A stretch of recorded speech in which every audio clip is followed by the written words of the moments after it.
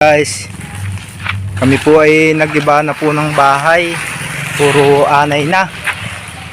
Ito, sinisilaban na po namin. Puro anay na po ang mga laman ng kahoy. Ito po ang dati po naming bahay. Ito po. Kami po ay halos 5 years pong tumira dito. Tapos nung pagkaalis po namin dito, yung pinsan ko naman po pinatira ko dito. Parang sila ay nakatira po dito ng mga 9 years siguro.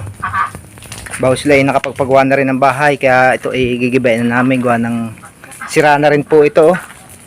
Puro anay na. Ito na po yung aming bagong bahay na naipagawa po namin. Matagal na po ito. Yan, hindi parang laan din po tapos. Ito po ay laki pong tulong po nito sa amin. Ito. Yan. Ay sa katagalan na po ay kinain na rin po ng mga anay. Kinain na po ng mga anay. Kaya po ito ay bala ko pong tanggalin na po itong mga dingding na ito. Yan. At ito gagawin ko naman pong garahe. Garahe ng sasakyan. At ang sasakyan po ay nasa ulanan.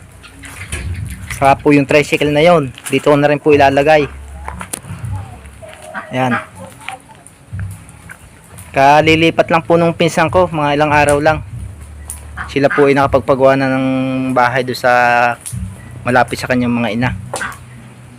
Pati delikado na po ito kung titirhan pa, gawa ng babagsak na po ito. Puro anay na.